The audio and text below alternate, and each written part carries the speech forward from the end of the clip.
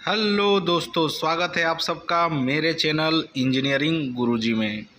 आज के इस वीडियो में हम लोग बेयरिंग को किस तरह से चेक किया जाता है कि वो डैमेज है या सही है, उसके बारे में जानेंगे। तो वीडियो बहुत नॉलेजेबल होने वाला है। अगर चैनल में नए हैं और वीडियो को पहली बार देख रहे हैं तो अभी तुरंत चैनल को सब्सक्राइब कर लीजिए और बेल आइकन को प्रेस कर दीजिए, जिससे आप लोगों को रेगुलर नोटिफिकेशन मिलते रहेगा। और चैनल का मेंबरशिप अभी तक ज्वाइन नहीं किए हैं तो अभी तुरंत जाकर मेंबरशिप ज्वाइन कर लीजिए, क्योंकि मेंबर्स के लिए स्पेशल वीडियो अपलोड हो चुके हैं। तो चलिए करते हैं वीडियो को शुरू, बने रहिएगा अंत तक। ये एक बॉल बेयरिंग है। अब इस बॉल बेयरिंग को कैसे पहचाने कि ये बेयरिंग डैमेज है या सही है, क्योंकि हर एक इक्विपमेंट को जब आप खोलिएगा तो इस तरह का ball bearing, taper roller bearing, boost bearing, आपको बेयरिंग तो मिलेगा ही, क्योंकि वो फ्रिक्शन के लिए लगाया ही जाता है। तो अब इस बेयरिंग को मैंने डिसमेंटल किया एक इक्विपमेंट से।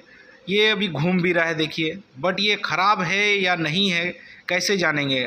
एक अबनॉर्मल साउंड आ रहा था इक्विपमेंट से, तो इसको हम लोग अभी आइडेंटिफाई करेंगे कि बेयरिंग डैमेज है या नहीं। तो सबसे पहले हम लोगों ने क्या किया, इस बेयरिंग को चेक करने के लिए सबसे पहले इसको हम लोगों ने डीजल से वॉश कर लिया। इस पर बहुत सारे लुब्रिकेशन के लिए ग्रीस डला हुआ था। उसको जब तक आप क्लीन नहीं करोगे तो आपको पता नहीं चल पाएगा कि बेयरिंग सही है या डैमेज है। तो सबसे पहला काम हम लोगों ने क्या किया, इसका जो ग्रीस है उसको अच्छी तरह से क्लीन किया और डीजल से इसको वॉश कर लिया अभी हम लोगों ने इसको अच्छी तरह से। अब ये पूरा क्लीन आप लोगों को दिख रहा होगा। इसके बाद थोड़ा सा इस पर ईयर मार लेना है, ईयर प्रेशर डाल के इसको पूरा अच्छी तरह से क्लीन कर लेना है। क्लीन करने के बाद इस पर आपको क्या क्या चेक करना है मैं वो बता देता हूँ। सबसे पहले बेयरिंग को इस तरह से पकड़िए, उसके इनर को, और पकड़ने के बाद आउटर को घुमाना है, इस तरह से ज़ोर से घुमाना है। जब आप आउटर को ज़ोर से घुमाइएगा तो एक झंझनाहट का साउंड आएगा।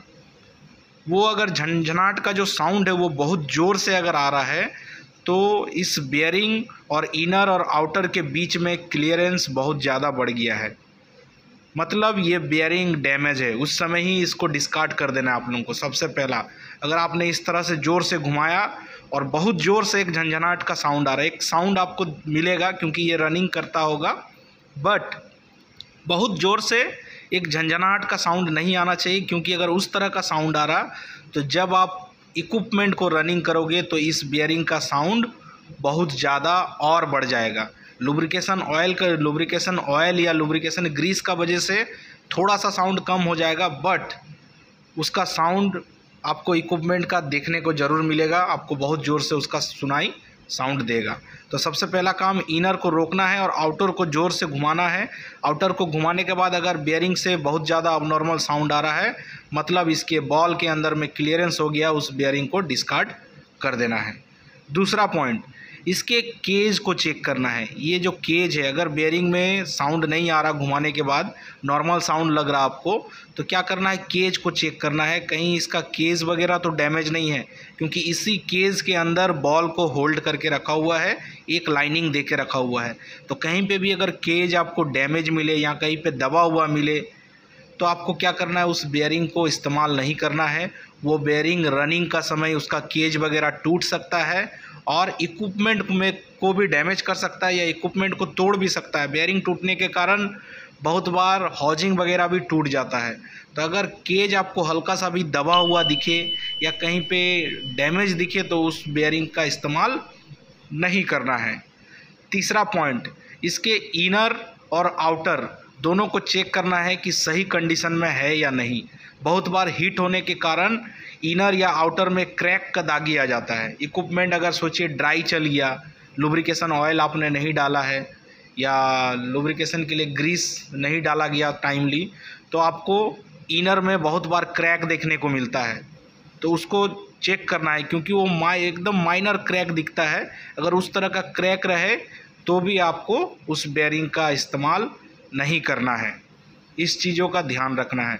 चौथा पॉइंट, आपको बेयरिंग को इस तरह से होल्ड करना है और हल्का सा धीरे धीरे इस तरह से घुमाइए। घुमाते समय अगर बेयरिंग कहीं पे भी हल्का सा रुक रहा है, सोचिए इस तरह से मैं घुमा रहा हूँ तो आपको फीलिंग आएगा हल्का सा वो कहीं पे फंसेगा।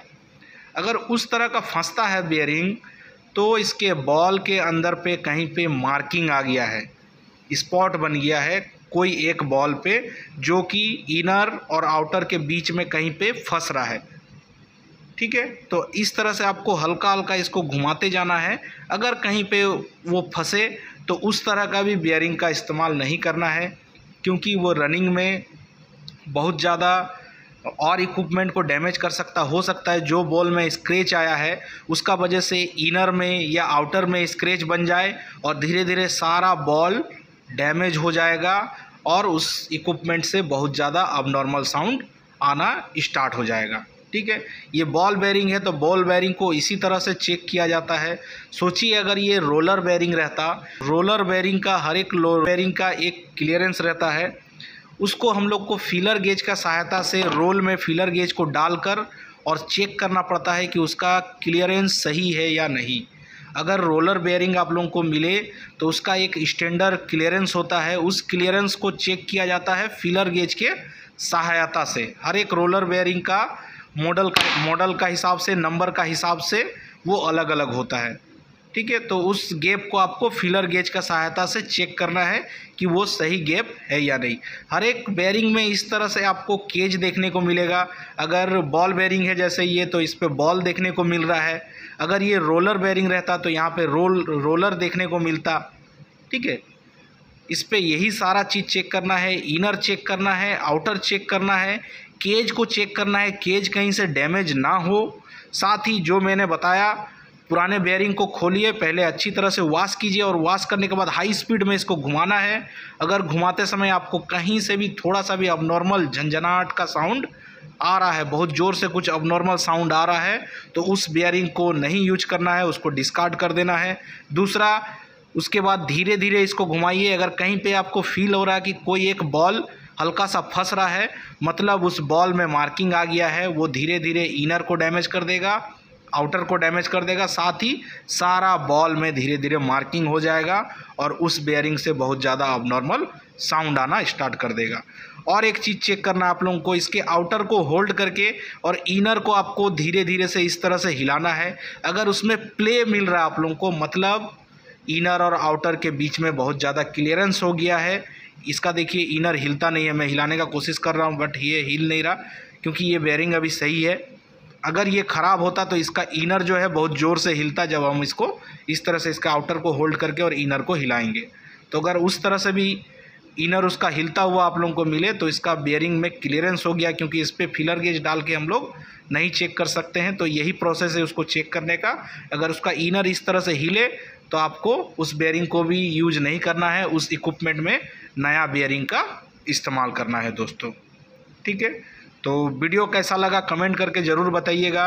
अगर इस वीडियो से आपको कुछ भी अच्छा सीखने को मिला तो अभी तुरंत चैनल को सब्सक्राइब कर लीजिए और बेल आइकन को प्रेस कर दीजिए, जिससे आप लोगों को रेगुलर नोटिफिकेशन मिलते रहेगा। और चैनल का मेंबरशिप अभी तक अगर ज्वाइन नहीं किए हैं तो तुरंत जाकर मेंबरशिप ज्वाइन कर लीजिए, जिसका बेनिफिट आप लोगों को बहुत ज़्यादा मिलने वाला है। मिलते हैं नेक्स्ट वीडियो में, तब तक के लिए बाय बाय दोस्तों।